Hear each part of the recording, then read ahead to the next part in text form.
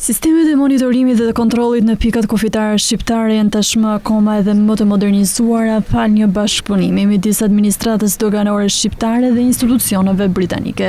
Përmes një projekti të përbashkët janë instaluar sisteme moderne kamerash dhe leximi automatik i targave, të cilat kontribuojnë në parandalimin e trafiqeve të paligjshme, identifikimin e lëvizjeve me risk të lartë dhe goditjen e rasteve të transportit të keshit të padeklaruar. Ministri i Financave Petrit Malaj, drejtori i përgjithshëm i doganave Besmir Beja dhe ambasadori i Mbretërisë së Bashkuar në Shqipëri Nikolas Abot zhvilluan një vizitë në degën buganore Bllath ku inspektuan nga afër investimin e realizuar. Gjatë vizitës, ministri Malaj vlerësoi mbështetjen e vazhdueshme të Mbretërisë së Bashkuar në forcimin e sigurisë kufitare dhe modernizimin e administratës doganore. Ndodhemi sot në pikën doganore të Bllathës së bashku me ambasadorin e Mbretërisë së Bashkuar dhe drejtorin e përgjithshëm të doganave për të parë nga afër investimin e bërë në sistemin e kamerave monitoruese nga Mbretëria e Bashkuar nëpërmjet Home Office. Ky është një investim i cili shtrihet në 11 pika doganore dhe kap një vlerë prej 1.6 milion poundësh. Nga ana e tij, drejtori i përgjithshëm i doganave Besmir Beja theksoi se projekti ka sjellë një përmirësim të ndjeshëm të kapaciteteve operacionale të administratës doganore.